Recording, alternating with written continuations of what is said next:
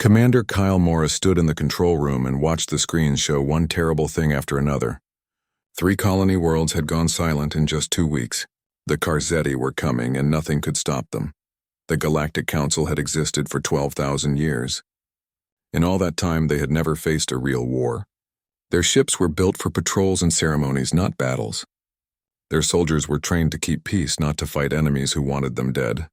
Kyle looked around the room at the alien diplomats arguing with each other. Ambassador Thelen from the Viridian Confederacy was trying to convince everyone to surrender. Representative Kix from the Hive Worlds was clicking his mandibles in frustration. Nobody had any good ideas. The Karzetti came from a death world. Their planet had higher gravity than most civilized worlds. Everything on their home world was a predator, and the Karzetti had become the biggest predators of all. They were 8 feet tall with muscles like armor. They could take damage that would kill most beings and keep fighting. They were born warriors, and the Council had nothing that could match them. Kyle had seen the battle recordings. He watched Karzetti soldiers tear through fortified positions like they were made of paper. He saw them ignore plasma fire that should have melted them into puddles. They were unstoppable, and they were heading straight for the heart of Council space. "We need to find someone who can fight them," Kyle said quietly. The room went silent. Everyone turned to look at him. Ambassador Thelen's large eyes showed something that looked like pity. "Commander Morris, you are young. You do not understand. The Karzetti are Deathworlders. You cannot fight a Deathworlder. It is not possible," Thelen said slowly, like he was explaining something to a child. "Then we are finished," Kyle replied. "Unless we find another Deathworlder," Kix said, his voice making a strange buzzing sound through his translator. Everyone in the room suddenly understood what Kix meant. They all turned to stare at Kyle with a mix of hope and fear on their faces. "Earth," Thelen whispered. "The Forbidden World." Kyle felt cold spread through his body. Earth had been discovered 200 years ago. The first contact team had filed reports that made the Council decide to never go back. Earth was classified as extremely dangerous. The dominant species there were called humans, and they scared everyone who studied them. The report said that Earth was a death world worse than the Karzetti home planet. Humans had evolved in a place where almost everything could kill them. They had fought their way to the top of a food chain so violent it made other species sick to read about. They had nuclear weapons before they could travel between planets. They kept predators as pets in their homes. They ate plants that had poison in them. The Council had put Earth under quarantine. No contact was allowed except for distant observation. Humans were labeled as dangerous primitives who were too violent to be trusted. "The quarantine rules," Kyle started to say, "can be suspended by emergency council powers," Kix interrupted. "If the Karzetti reach the core worlds, there will be no council left to worry about quarantine." Kyle looked at the map showing where the Karzetti forces were going. Then he looked at the small blue dot that marked Earth's sun at the edge of known space. "Then I will go," he said. "Someone has to make contact." "You cannot fight a Deathworlder, Commander Morris," Thelen said again. His voice was heavy with sadness. "And I fear you cannot reason with one either." Kyle spent the 3 weeks traveling to Earth's solar system reading every file about humans he could find. What he learned both scared him and made him curious. Humans had been listening to Council communications for decades. They knew about the Galactic Council. They had been waiting and building defenses for the day someone would come to their system with more than just scanning equipment. His ship's sensors detected hundreds of weapons platforms before he even reached the outer planets. They were armed with basic but effective weapons and nuclear bombs. A message came through in perfect galactic common language. "Unknown ship, this is Earth Defense Command. Tell us why you are here or we will destroy you." Kyle sent his credentials and explained his mission. The silence that followed felt like it lasted forever. "You may approach Earth. Defense platforms will escort you. Any change in your flight path will result in your immediate destruction." "Welcome to our solar system, Commander Morris." The planet appeared on his screen and took his breath away. Blue oceans covered most of the surface. Green and brown continents sat beneath white clouds. It was beautiful in a way that made it hard to believe all the warnings in the files. A human shuttle connected to his ship. The door opened and Kyle saw his first human in person. She was tall, almost 6 feet. Her skin was dark and her eyes seemed to take in every detail about him in seconds. She wore a military uniform with symbols he did not recognize. She moved like a predator, smooth and controlled. "Commander Morris," she said, holding out her hand in the human greeting he had read about. "I am Colonel Lisa Grant, United Earth Defense Force. We have been expecting someone like you for a long time. We just did not think it would be because you needed our help." Kyle carefully took her hand. Her grip was firm but controlled. He could feel the strength behind it. "You know about the Karzetti? We have been monitoring your communications. We know about the invasion, the casualties, the retreat." She let go of his hand and pointed for him to follow her to the shuttle.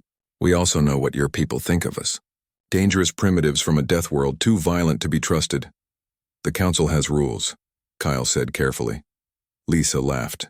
The sound was both warm and sharp. "The Council has fears. Come on, Commander. We have much to discuss, and from what I have seen, you do not have much time." The shuttle went down through Earth's atmosphere. Kyle felt the gravity pressing on him. 1.0 standard gravity. His species evolved on a world with 0.7 gravity. Every movement felt difficult. Lisa noticed his discomfort but said nothing. She just adjusted his seat to help him. Through the window, Kyle watched as they passed over huge oceans and mountains that reached up into the clouds. Cities spread across the land in organized patterns. They landed at a base built into the side of a mountain range. Inside, the human base was a maze of corridors cut from solid rock and reinforced with metal. The meeting room was full of humans in military uniforms. Kyle recognized some of the ranks from his research, but what struck him most were their faces. Young and old, different colors and features, but all with that same sharp awareness in their eyes. General Peter Hayes stood at the head of the table. He was in his 60s with gray hair and the kind of presence that made people pay attention without him saying a word. "Commander Morris, thank you for coming to Earth. I understand the Galactic Council has a problem they cannot solve," Hayes said directly. Kyle appreciated that he did not waste time. "The Karzetti are destroying our defensive positions. They are Deathworlders from a planet classified as extremely hostile. Our forces cannot match them in combat. And you want us to fight them for you," Lisa said flatly. "No," Kyle said quickly. "I want to hire you as teachers. The Council has millions of soldiers, but they were trained for keeping peace, not for war. We have resources, technology, ships. What we do not have is experience fighting an enemy that wants to destroy us." General Hayes looked at Lisa and the other officers. "You are asking us to teach you how to fight a war. I am asking you to teach us how to survive one." A younger officer named Captain Jake Morrison leaned forward. "We have analyzed your fleet compositions, your tactics, your weapons. With respect, Commander, you are not just unprepared for war. Your entire civilization is built to avoid it." "Which is why we have survived for 12,000 years, Kyle replied. "And why you are losing now," Lisa said quietly. She pulled up a display showing the Karzetti advance. "You retreat in formation, trying to minimize casualties, trying to preserve your forces for a negotiated peace. The Karzetti see weakness and press harder. You rotate troops to prevent fatigue but lose momentum. They fight until they drop and gain ground. You care about your soldiers' lives. And they do not?" Kyle asked. "They care about victory," General Hayes said. "There is a difference. They are willing to pay a price you are not." Kyle felt something cold settle in his chest. "Then you are saying we cannot win?" "I am saying you cannot win fighting the way you have been." Lisa walked around the table to stand beside him. "But if you are serious about learning, if your people are willing to change everything they think they know about war, then maybe we can help." "What would you need?" Kyle asked. General Hayes pulled up a list on the display. "Access to your military databases, tactical networks, and command structures. Authority to implement training programs across your entire fleet. Permission to redesign your weapons, armor, and ship configurations. And complete cooperation from your military leadership, no matter how uncomfortable our methods make them." Kyle looked at the list, then at the humans around the table. Every instinct told him this was dangerous, that inviting humans into the heart of Council military operations was inviting chaos. But the alternative was death for everyone. "I will need to get Council approval," he said. Then, "I suggest you move quickly," Lisa said, pulling up projections of the Karzetti advance. "By our estimates, you have 6. The first training session was a complete failure. Lisa stood in the training room aboard the flagship Unity's Promise and watched Council soldiers try to do a basic squad movement. They moved slowly and carefully, checking everything and keeping perfect spacing between each soldier. It was exactly what their training manuals taught them to do for peacekeeping. It was completely wrong for real combat. "Stop!" Lisa called out. The council soldiers stopped right away, looking relieved to take a break. Most of them were Viridians, blue-skinned beings from a world with low gravity. They were already tired after only 20 minutes. Captain Jake Morrison came over to stand next to her. "They are treating this like a patrol exercise. No urgency, no aggression. Because they have never needed it," Lisa said. She walked onto the training floor and the Viridian soldiers stepped back from her. "I need you to understand something. The Karzetti will not wait for you to set up perfect formations. They will not give you time to coordinate. They will hit you fast and hard, and if you move like this, you will die." A Viridian sergeant whose name badge said Kess spoke up carefully. "Colonel Grant, we are following our tactical rules. These formations have kept peace for centuries. Sergeant Kess, peace and war are different things. Peace is what you build when everyone agrees to talk. War is what happens when someone decides talking is over." Lisa pointed to Jake. Captain Morrison showed them the Karzetti battle footage. The display showed real combat from the colonies that had fallen. Karzetti warriors moving with terrible speed, smashing through defensive lines, ignoring wounds that should have killed them. Council soldiers retreated in good order, keeping their units together as their training demanded, and died anyway because they retreated too slowly. The Viridian soldiers watched in silence. Lisa saw fear in their eyes, but also something else. Understanding. They knew this was their future. "You cannot fight them like peacekeepers," Lisa said quietly. "You have to fight them like survivors. Again from the start, and this time I want you to move like you mean it." The improvement was small but real. The soldiers pushed harder, moved faster. But Lisa could see the limits. Their bodies were not built for long combat. Their instincts were not shaped by generations of war. After 2 hours, she told them to stop. The soldiers collapsed where they stood, more exhausted than they had ever been. Sergeant Kess came over to her, struggling to breathe. "Colonel Grant, I mean no disrespect, but my soldiers cannot keep this pace. We are not human, I know," Lisa said gently, "and I am not trying to make you human, but I am trying to keep you alive." That night, Lisa talked with Kyle and General Hayes through quantum communication. The general's image appeared in her room, his face serious. "I have been reading reports from all the training sites," Hayes said. "We are seeing the same problems everywhere. The council forces are willing but physically unable to match the intensity we need." "They are trying," Lisa said. "But Jake is right. They are built for a different kind of fighting." Kyle's image flickered with frustration. "Then what do we do? The Karzetti will not slow down because we cannot keep up." Lisa had been thinking about this problem since they arrived. "We change our approach.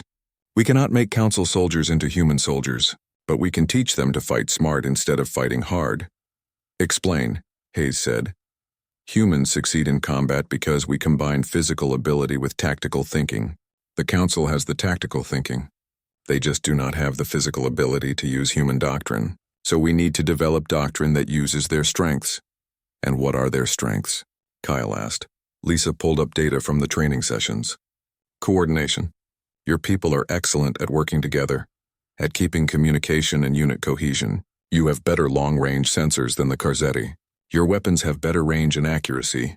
The Karzetti win because they close-to-close combat distance where their physical advantages matter most. So we keep them at range," Hayes said, nodding slowly. "Use mobility and firepower to avoid close combat." "Exactly. We redesign your tactics around what you can do, not what you cannot." Lisa highlighted several points on a tactical map.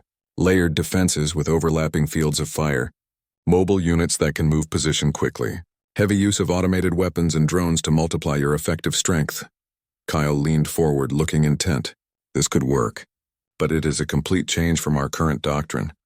"Which is why you are losing," Lisa said bluntly. "Your current doctrine assumes your enemy will respect rules of engagement and negotiate when things get difficult.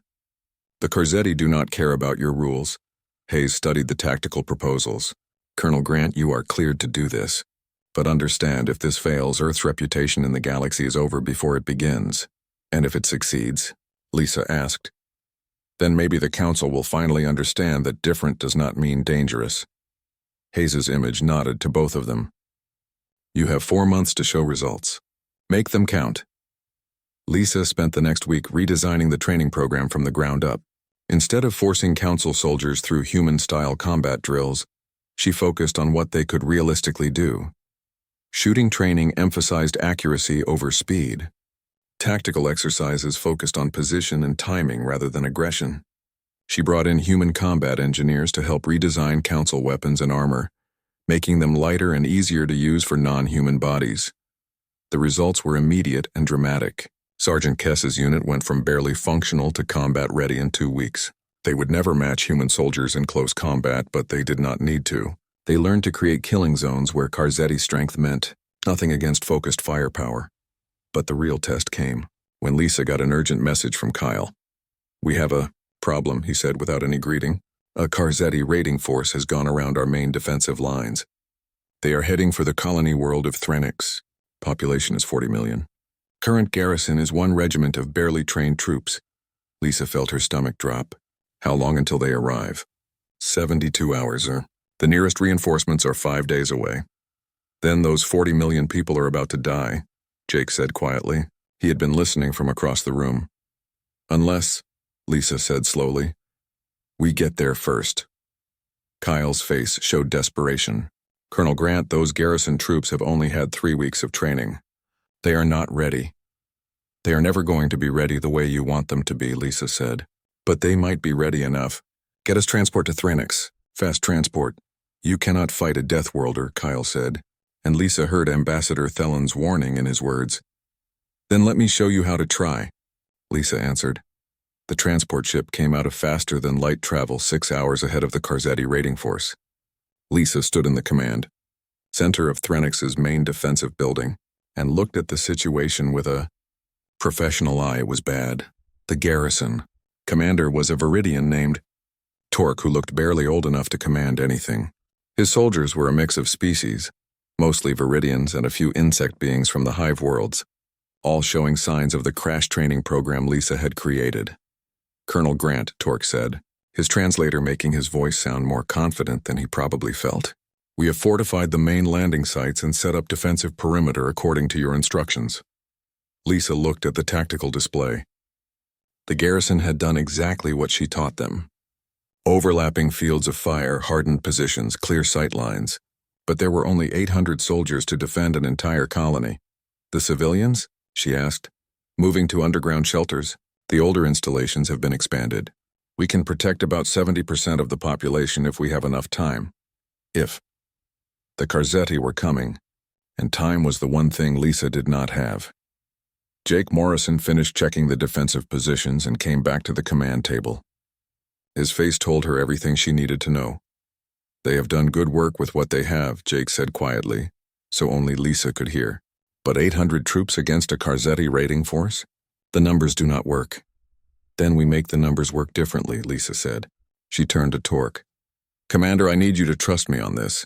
We are going to let them land." The command center went silent. Every council soldier stared at her like she had suggested they all kill themselves. "Colonel Grant," Torque said carefully, "our doctrine is to prevent enemy landing.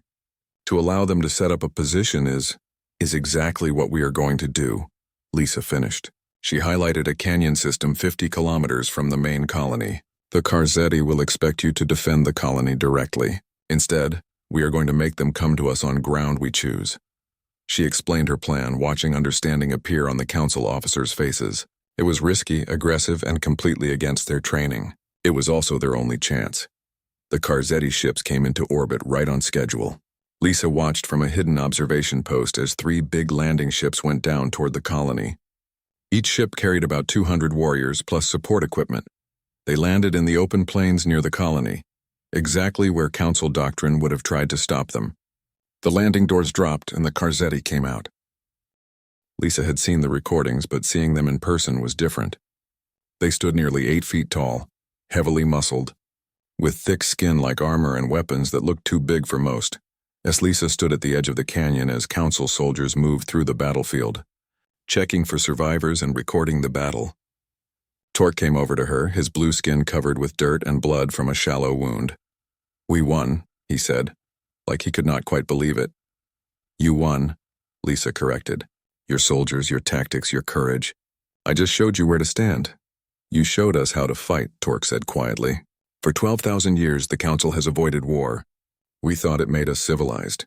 But the Carzetti showed us that sometimes peace is only possible because no one has tested it. Kyle arrived on the planet 6 hours later. He walked through the canyon battlefield, looking at the Carzetti bodies, the defensive positions, the evidence of the brutal fight. Lisa found him standing at the observation post where she had directed the battle. "Commander Morris," she said formally. "Colonel Grant." Kyle turned to face her. "The council is shaken. We have never seen anything like this. 600 enemy dead with few friendly casualties. It is unprecedented." "It is warfare," Lisa said. "Humans learned a long time ago that the side that chooses the battlefield usually wins the battle." "Ambassador Thelen was wrong," Kyle said quietly. "You can fight a Deathworlder. You just have to be smarter than they are." "The Carzetti are smart," Lisa warned. "They will learn from this. They will adapt. Then we will adapt faster." Kyle pulled out a communication device. "The Council has authorized full implementation of your training program across all military branches. General Hayes is being granted unprecedented access to Council strategic planning, and Earth is being invited to apply for Council membership." Lisa raised her eyebrows. "That is a big step." "We are out of small steps," Kyle said. "The Carzetti will not stop with one defeat. But maybe with your help we can teach them that the galaxy is not as helpless as they thought." Word of the victory at Threnix spread through Council space like wildfire. For the first time since the invasion began, people had hope. The Carzetti could be beaten. Deathworlders were not invincible, but Lisa knew the truth. The Carzetti had underestimated them at Threnix. They had walked into a trap because they expected Council forces to behave predictably. That advantage would not last. Over the next 3 months, Lisa and her human advisors worked around the clock to transform the Council military. New tactics were written. Weapons were redesigned. Entire fleets were reorganized around the principle of fighting smart instead of fighting hard. Sergeant Kess was promoted to commander of a full regiment. His unit became a model for others, showing that Council soldiers could win if they used the right approach. Commander Torque led a quick response unit that specialized in appearing where the Carzetti least expected them. But the Carzetti were learning too. They stopped falling for ambushes. They adapted their tactics to account for longer-range weapons. They brought heavier armor and more support equipment. The battles became harder and bloodier. Council casualties were rising. For a civilization that had not fought a real war in 12,000 years, every death was a shock. Families mourned. Politicians questioned whether the fight was worth the cost. Some began to whisper that maybe they should negotiate, surrender some territory, find a peaceful solution. Lisa sat in a strategy meeting with Kyle and senior Council military officers. The mood was tense. "We are losing ground again," Admiral Venn said, his tentacles waving in agitation. "The Carzetti have taken 4 more colony worlds in the last month. Our casualties are exceeding replacement rates." "Because you are still thinking in terms of acceptable losses," Lisa said bluntly. "War is not about acceptable losses. It is about unacceptable victories." "What does that mean?" Kyle asked. "It means you need to stop trying to minimize casualties and start trying to maximize enemy casualties. Every Carzetti warrior you kill is one that cannot fight tomorrow. Every ship you destroy is one that cannot carry troops. You cannot win by dying slowly. You win by making them die faster." Admiral Venn's skin turned a darker shade of purple. "Colonel Grant, we cannot simply throw away our soldiers' lives." "I am not asking you to," Lisa said. "I am asking you to use them effectively. There is a difference between wasting lives and spending them for a purpose." The room fell into uncomfortable silence. Lisa knew she was pushing them, forcing them to think in ways that went against everything they believed. But if they did not change, they would lose. Jake Morrison entered the room carrying a datapad. His face was grim. "We have a situation. Intelligence reports indicate the Carzetti are massing forces for a major offensive. Target appears to be Zenthar Prime." The room exploded into panicked conversation. Zenthar Prime was the Council capital. 40 billion people lived there. It was the symbolic and physical heart of galactic civilization. Kyle stood up, his face pale. "If Zenthar Prime falls, the Council falls with it. Everything we have built for 12,000 years ends." "Then we do not let it fall," Lisa said firmly. "The Carzetti are committing 8 fleet groups to the assault," Jake said. "About 50,000 warriors supported by heavy armor and air superiority units. It is 3 times larger than anything they have tried before." They are gambling everything, General Hayes said through the communication link. His hologram appeared in the room. They want to break the Council's will to resist. Lisa studied the tactical display, her mind working through options and possibilities. The defense of Zenthar Prime would be the largest military operation the Council had ever attempted, and it would decide the future of the galaxy. We need to evacuate the civilian population, Kyle said. No, Lisa said sharply. Evacuation signals that we expect to lose. The civilian population stays and we defend them. Colonel Grant, we are talking about 40 billion lives, Kyle said, his voice rising. If we fail, it will not matter where the civilians are, Lisa interrupted. The Karzetti will not stop with Zenthar Prime. We win here or we lose everywhere. She turned to face all the officers in the room. We have 6 weeks before the Karzetti arrive. We use every minute to turn Zenthar Prime into the most heavily defended world in the galaxy. The preparation was like nothing the Council had ever seen. Engineers worked alongside human combat specialists to strengthen the planet's defenses. Orbital platforms filled with weapons. The planet's surface was covered with defensive installations, all connected through a central command network. Lisa put into practice every lesson learned from months of war. Layered defenses, mobile reserves, automated weapon systems. But she also added something new. A trap within a trap within a trap. The Karzetti expect us to defend, she explained to Kyle and the Council military leadership. They have seen us hold ground successfully, so they will come prepared for a grinding siege. We are going to give them exactly what they expect right up until we do not. Torque leaned forward, studying the battle plan. This is very risky, Colonel Grant. If the timing is off by even a few minutes, then we lose, Lisa said bluntly. But if we just try to outlast them in a straight defensive battle, we lose anyway. The Karzetti have more warriors, more resources, and more willingness to take casualties. So we make them commit everything, Kes said, understanding showing in his eyes. And then we hit them where they are weakest. Exactly. The Karzetti fleet arrived exactly on schedule. 8 huge battle groups dropped out of faster-than-light travel and began their assault on Zenthar Prime's orbital defenses. Lisa watched from the command center as the battle unfolded in 3 dimensions. The Karzetti came in waves, accepting terrible losses to push through the orbital platforms. It was the same aggressive approach that had worked for them across dozens of worlds. All defensive platforms fall back to secondary positions, Lisa ordered. The platforms retreated, keeping up fire but giving ground. The Karzetti pressed harder, sensing victory. They landed their forces on 3 continents at the same time, huge dropships releasing thousands of warriors. The Council defenders fell back according to plan, making the Karzetti fight for every kilometer but never quite breaking. The Karzetti commanders, watching from their flagship, saw exactly what they expected. Council forces retreating in good order, defending stubbornly but ultimately being pushed back. They sent in their reserves, committing every available warrior to the planet's surface to exploit their advantage. Phase 2, Lisa said quietly. Hidden launch sites across Zenthar Prime's surface came to life. Missiles streaked into orbit, not aimed at the Karzetti fleet but at the space between the fleet and the planet. Millions of pieces of debris, carefully calculated and positioned. The Karzetti ground forces were trapped. They could not retreat to their ships without passing through a debris field that would tear apart any landing craft. They were committed to the battle on Zenthar Prime with no way to get reinforcements or evacuate. Now show them what you have learned, Lisa said to Kyle. The Council forces stopped retreating. Mobile reserves that the Karzetti thought were running away suddenly turned around and attacked. Automated defense systems that had been silent roared to life. The trap closed with perfect timing and terrible efficiency. The battle lasted, though. 6 months after the Battle of Zenthar Prime, the war had changed completely. The Karzetti were still pushing forward, but they were no longer facing the same enemy.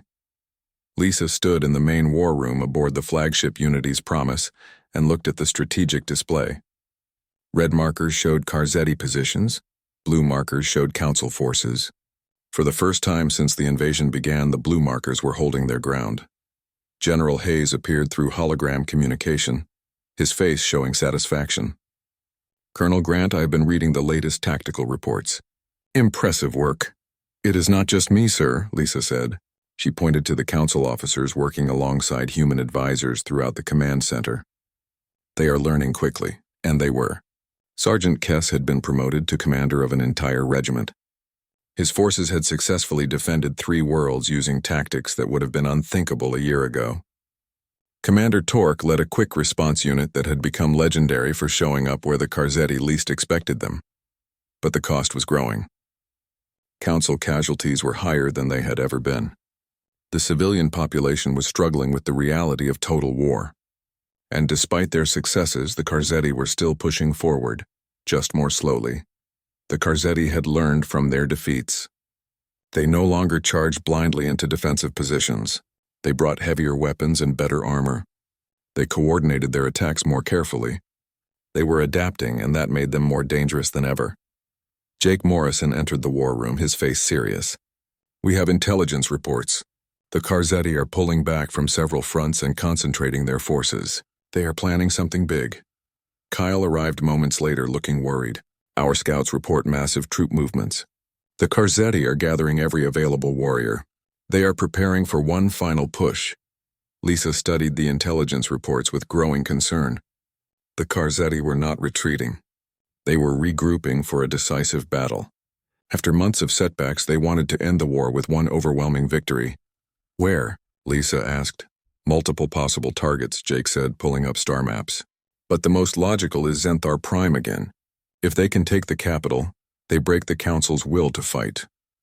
"They tried that before and failed," Kyle said. "Which is why they will try harder this time," Lisa replied. She looked at the troop numbers and felt cold spread through her. "They are committing everything. Every warrior, every ship, every resource. This is their final gamble." General Hayes' hologram leaned forward. "And if they lose? Then the Karzetti threat is broken for a generation," Lisa said. "But if they win..." She did not need to finish the sentence. Everyone in the room understood. If the Karzetti won this battle, the Council would collapse. 40 billion people on Zenthar Prime would die or be enslaved. Everything they had fought for would be lost. "How long do we have?" Kyle asked. 2 months, Jake said. "Maybe less." Lisa looked around the room at the faces of humans and aliens working together. A year ago, these people had been strangers from different worlds with different values. Now they were a team, united by a common threat and a shared determination to survive. "Then we have 2 months to prepare for the biggest battle in galactic history," Lisa said. "And this time we are not just defending. We are going to end this war." The preparation was even more intense than before. Lisa coordinated with Council military leaders to pull forces from every front. Ships, troops, weapons, supplies all flowed toward Zenthar Prime. The planet became an armed fortress, bristling with defenses and filled with soldiers ready to fight. But Lisa was not satisfied with just defending.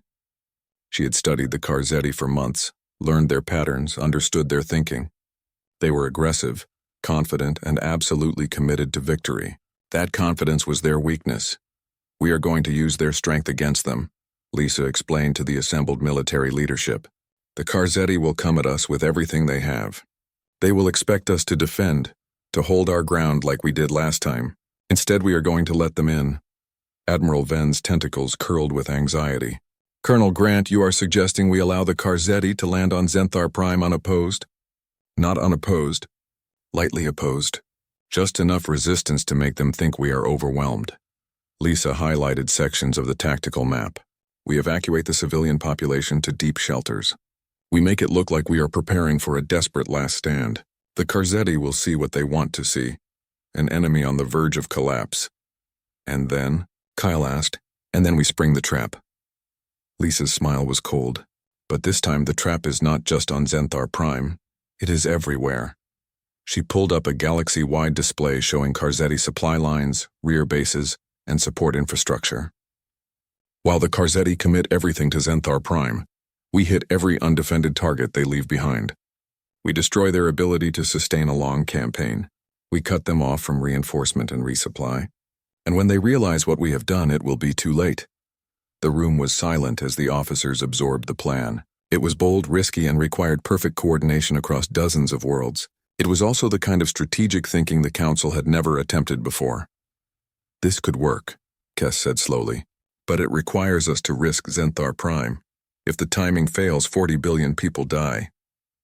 "They die anyway if we lose the war," Lisa said bluntly. The Karzetti are not going to negotiate.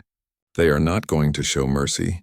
They came here to conquer or destroy, and those are the only options they understand. Kyle looked at the other council leaders. Colonel Grant is right.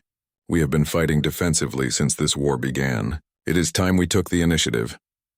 Admiral Venn was silent for a long moment, then slowly nodded his agreement. One by one, the other council leaders did the same. Then we are committed, Kyle said. May the ancestors protect us all. The Karzetti fleet arrived 4 weeks later, even larger than intelligence had predicted. Hundreds of ships dropped out of faster-than-light travel around Zenthar Prime. The orbital defense platforms opened fire, but the Karzetti had brought overwhelming force. Platform after platform was destroyed or driven back. Lisa watched from the command bunker deep beneath Zenthar Prime's surface. The battle unfolded exactly as she had predicted. The Karzetti were confident, aggressive, unstoppable. They swept aside the orbital defenses and began landing troops on the planet's surface. Phase 1 complete, she said into her communicator. All units fall back according to plan. Make it look good. Council forces retreated across 3 continents. They fought hard enough to seem desperate, but not hard enough to actually stop the Karzetti advance. Defensive positions fell one after another. Cities were evacuated as Karzetti warriors pushed deeper into the planet. From the Karzetti flagship, their supreme commander watched the battle with satisfaction. The council was breaking. Their defenses were collapsing. Victory was within reach. He committed his reserves, sending every available warrior to the planet's surface to complete the conquest. Phase 2, Lisa said. Across the galaxy, council forces that had been quietly positioning themselves struck at Karzetti rear areas. Supply depots exploded. Communication stations went dark. Garrison forces found themselves under sudden coordinated attack. Within hours, the Karzetti supply lines were cut. Their rear bases were destroyed or besieged. Their ability to reinforce or resupply the forces on Zenthar Prime was gone. On Zenthar Prime itself, the council forces stopped retreating. Concealed defensive positions activated. Orbital platforms that had seemed destroyed powered back up.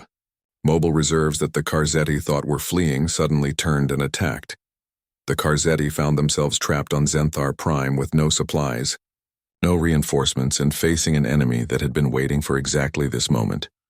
The battle raged for 5 days. The Karzetti fought with the desperation of warriors who knew they had been outmaneuvered. They were brave, skilled, and determined.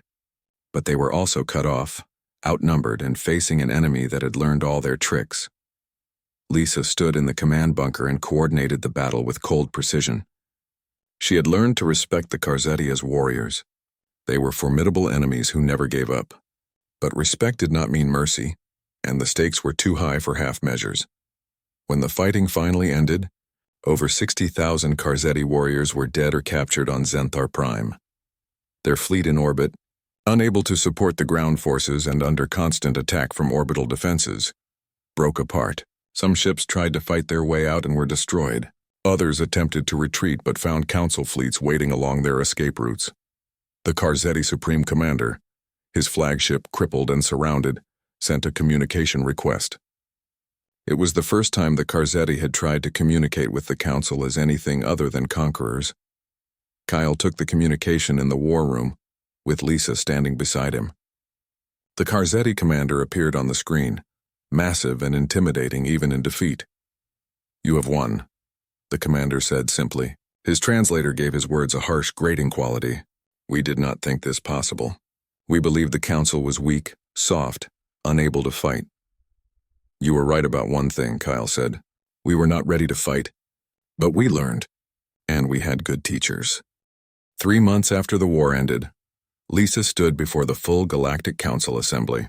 It was the first time a human had spoken to the council since Earth's discovery 200 years ago. The chamber was huge, filled with representatives from hundreds of species. Some looked at her with gratitude, others with fear, a few with curiosity. Lisa understood all those reactions. Humans had helped save the council, but they had also shown the galaxy just how dangerous they could be.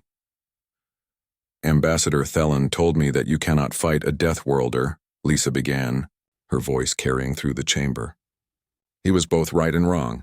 You cannot fight a Deathworlder the way you fight a civilized opponent. Deathworlders do not follow your rules. They do not care about your protocols. They will use every advantage, exploit every weakness, and never stop until they win or die.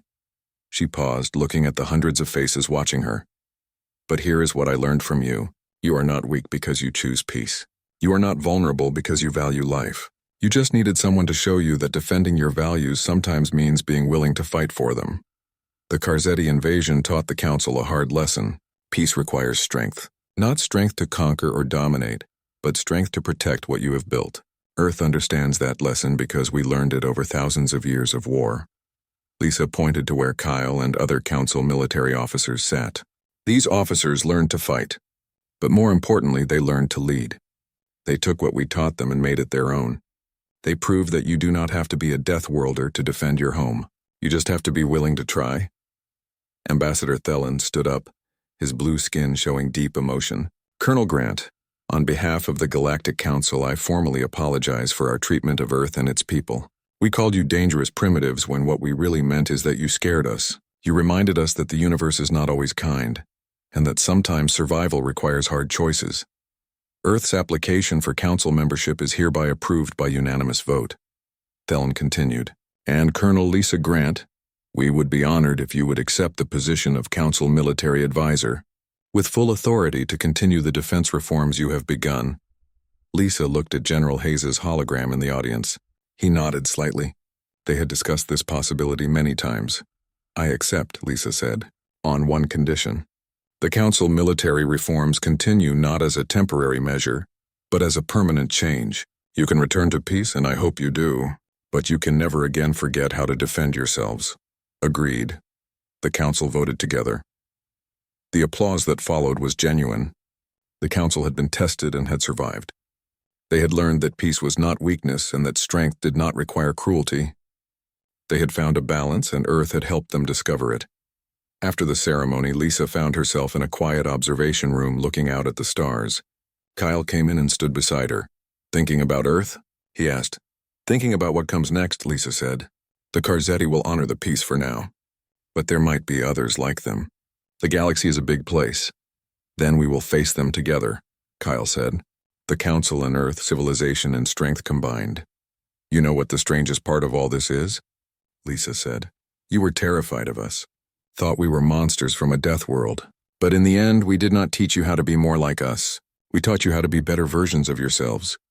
You taught us that courage is not about not being afraid, Kyle said. It is about choosing to stand and fight even when you are afraid. Lisa smiled. Your people stood in that canyon on Threnix, outnumbered and scared, and they fought anyway. They held Zenthar Prime against impossible odds. You did not need us to give you courage. You just needed someone to show you that you had it all along. She turned to face him directly. Ambassador Thelen was wrong about one thing. You absolutely can fight a Deathworlder. You just have to remember that you are worth fighting for. Over the following months, the galaxy began to heal. The worlds damaged by the Karzetti were rebuilt. Council forces continued their training, no longer preparing for an immediate threat but maintaining readiness for future ones. Earth's membership in the Council opened new avenues for trade, cultural exchange, and cooperation. The Karzetti, true to their word, withdrew to their own space. They sent observers to Council space as agreed, learning about the civilization they had tried to conquer. Some Karzetti began to question their own culture of constant warfare. Others remained hostile but respected the peace treaty. Lisa divided her time between Earth and Council space, training new generations of officers and helping integrate Earth's military knowledge with Council defensive doctrine. She worked closely with commanders like Kess and Torque, who had become heroes in their own right. One day, Lisa received a message from the Karzetti Supreme Commander she had spoken to at the end of the war. It was brief but significant. Colonel Grant, I have studied your tactics and your people. I understand now why you were successful. It was not because you are stronger or more aggressive than us. It was because you fight for something beyond victory. You fight to protect, not to conquer. This is a concept the Karzetti are beginning to understand. Perhaps one day we will meet not as enemies but as allies. Until then, we honor the peace.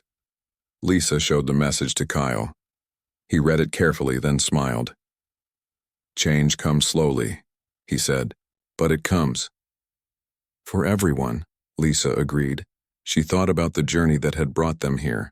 A desperate council facing extinction, A quarantined world invited back into galactic civilization. Two very different cultures learning from each other and becoming stronger together. Ambassador Thelen had been right about one thing. You could not fight a Deathworlder using the methods of a peaceful civilization, but he had been wrong about the most important thing. The Council had not needed to become like Earth to survive.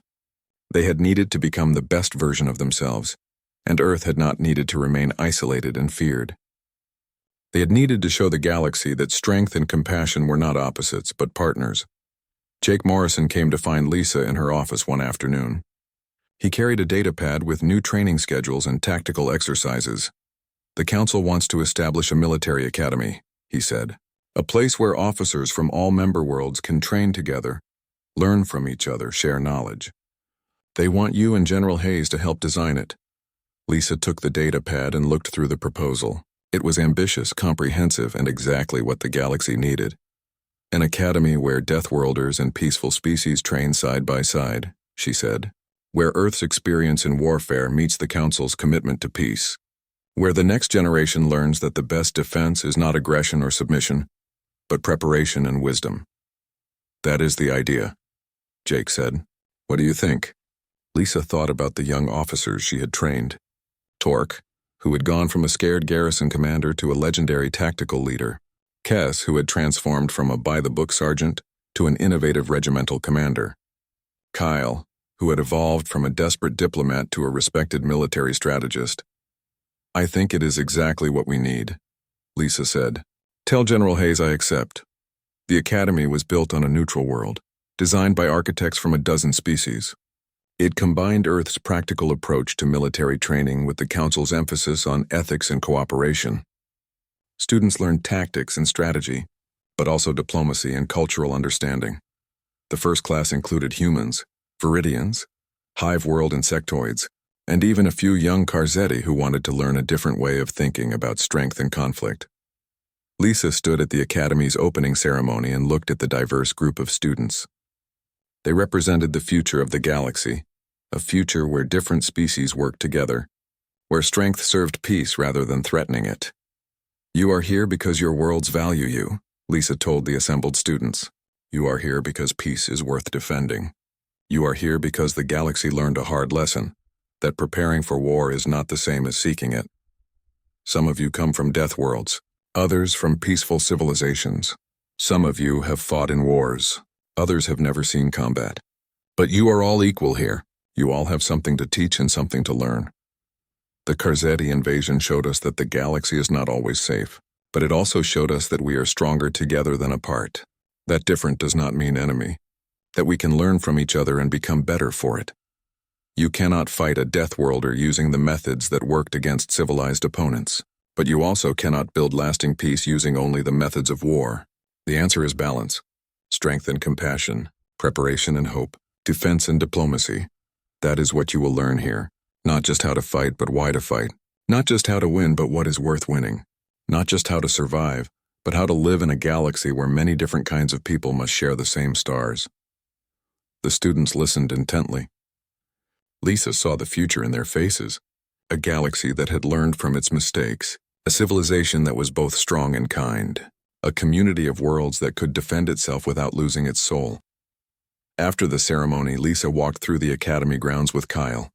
The buildings were new, the traditions yet to be established,